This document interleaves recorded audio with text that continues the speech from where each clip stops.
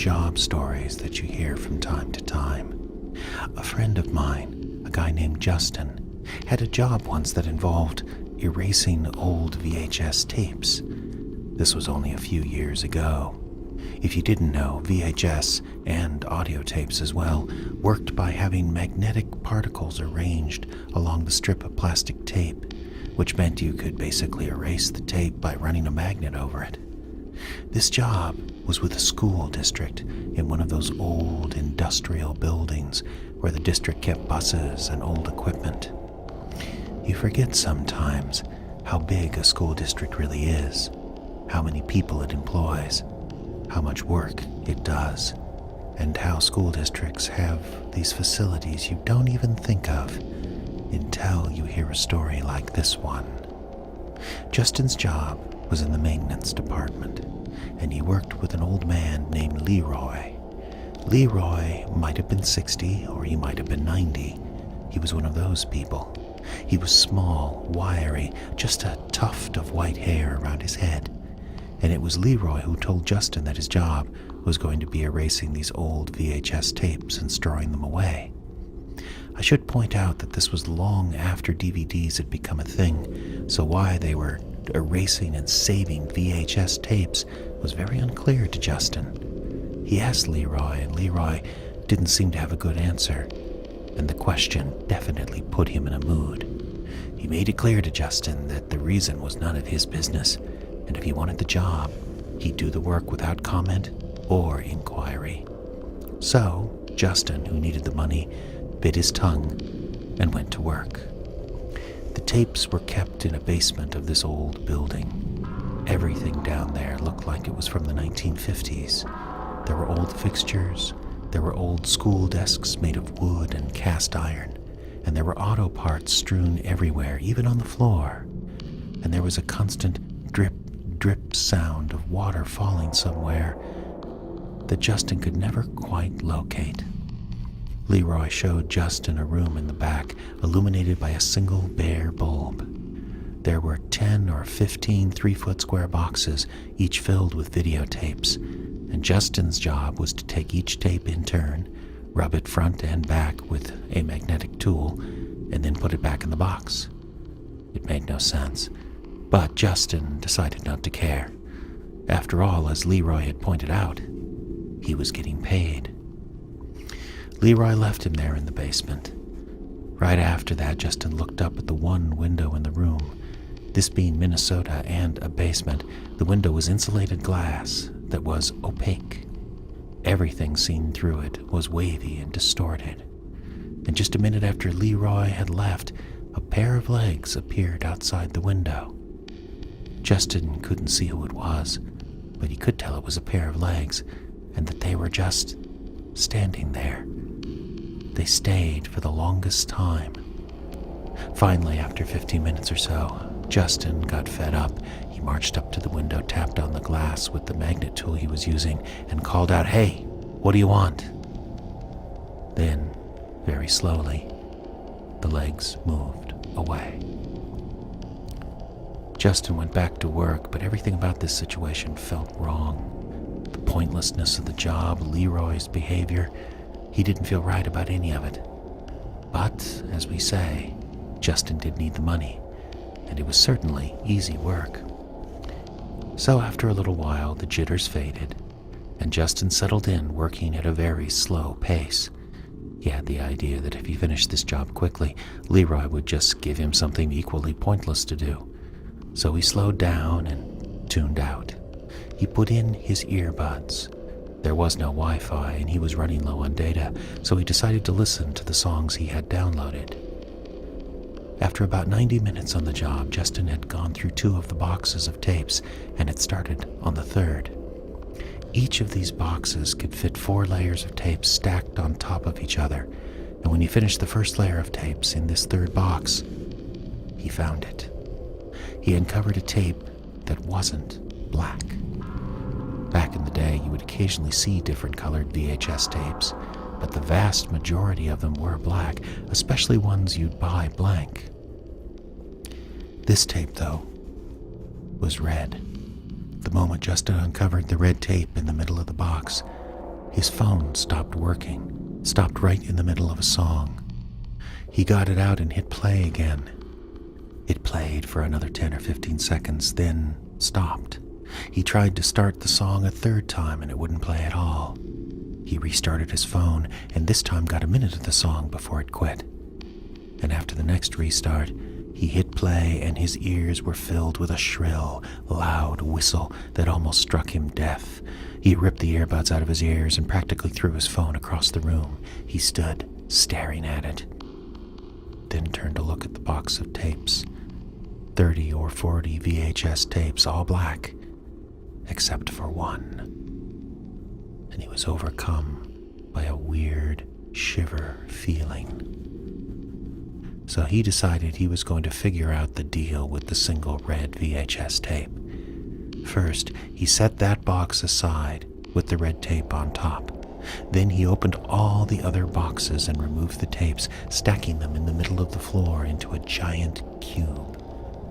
He just wanted to see every tape from every box and handle it too. And sure enough, all of them were black, except for that one. Justin thought for a while, and then moved decisively. He went to the red tape, picked it up, and erased it. And from his pocket where his phone was, he suddenly heard the sound of the song he'd been listening to. It started up right where it left off, and it played through perfectly. Justin put his earbuds in. He listened to that song and the rest of the album without any trouble at all. So after that, Justin calmed down. He relaxed and focused on the job. He even figured out that unboxing all the tapes made a certain amount of sense. It made it a lot easier to put the tapes back in order after he'd erased them. Justin did the work for 3 or 4 hours until Leroy finally came back. He looked nervous, uncomfortable with being there, and he asked Justin why he'd taken all the tapes out of the boxes. Justin pointed to the red tape, which he'd put on a shelf off to the side and not packed away. Leroy turned white. All the color drained from his face. And Leroy asked, "Have you handled that tape?" And Justin said, "Sure, I erased it already. It was in the 3rd box." And Leroy nodded very slowly. And then he said, "How do you feel?" Justin frowned. He didn't know what the question meant.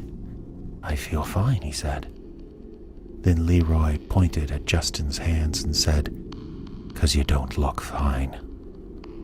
Justin looked down at his own hands and saw that they were coated in blood, and as he looked, he realized his palms and his fingers were covered with dozens of tiny cuts, and blood was not only pouring out of the wounds, it was all over his clothes.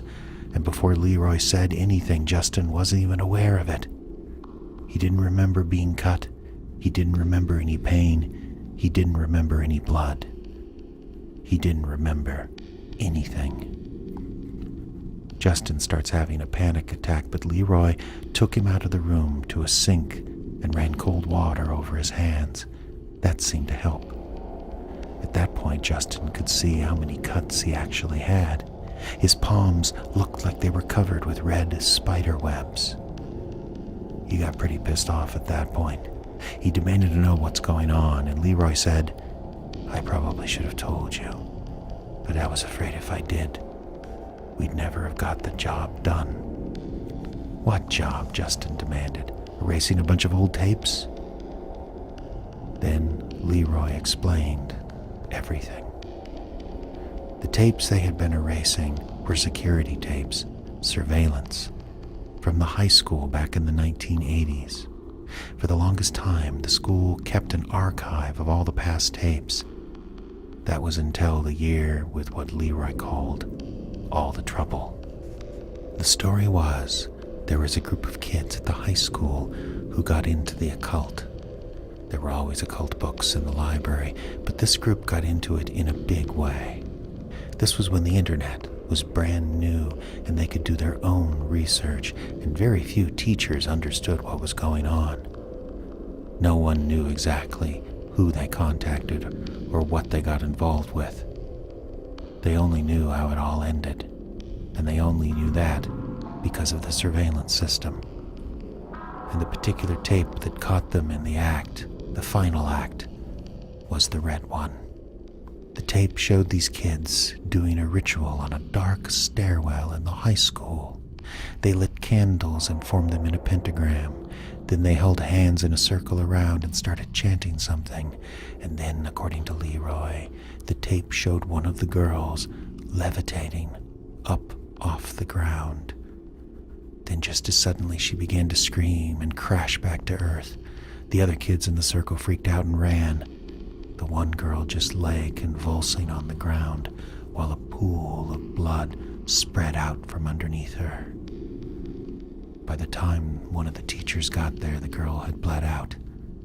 They say she had a wound in her chest that looked as if someone had punched a 1-inch hole right through her heart.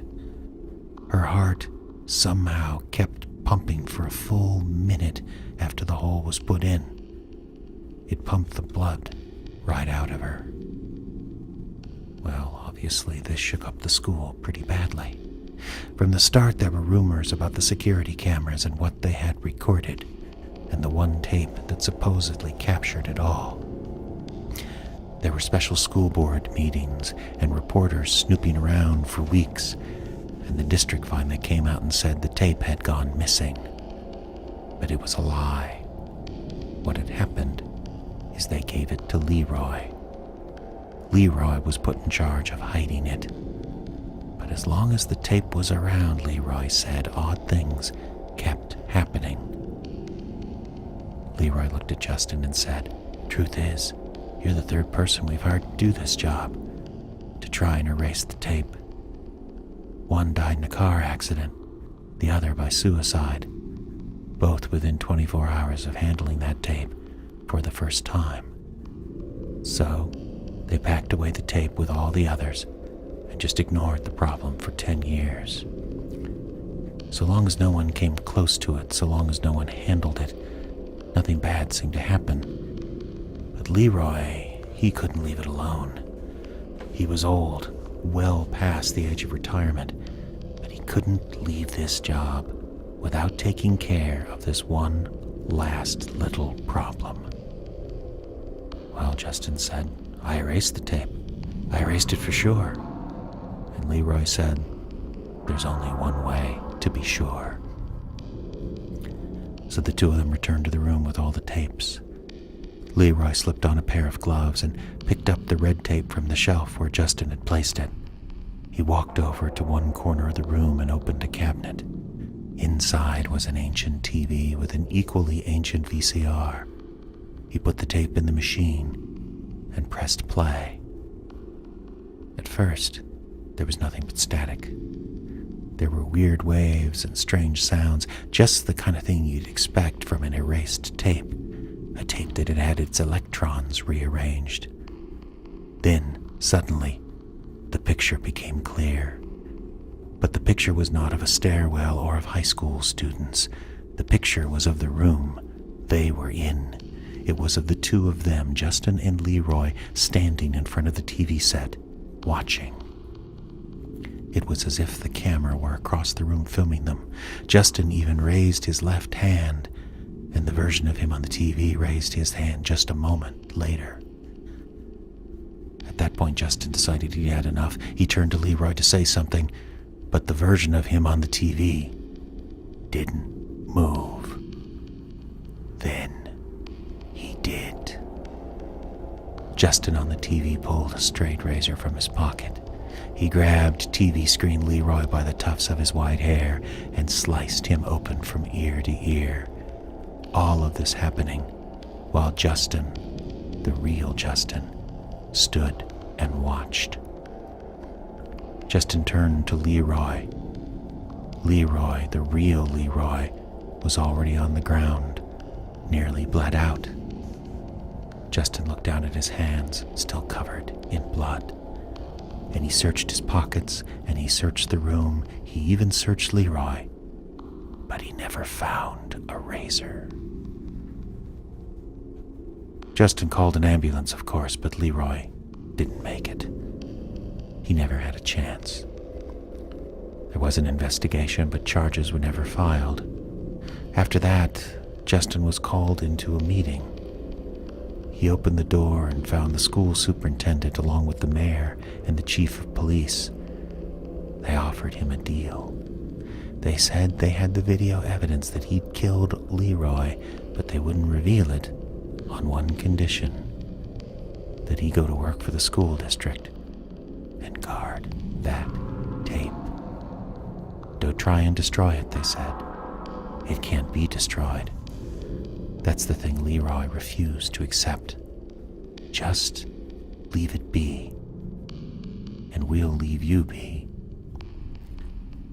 Justin works for the school district to this day.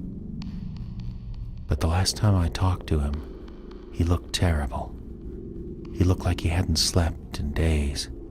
And he said, maybe it's time we hire someone to come in and erase those tapes. It's a job that really needs doing.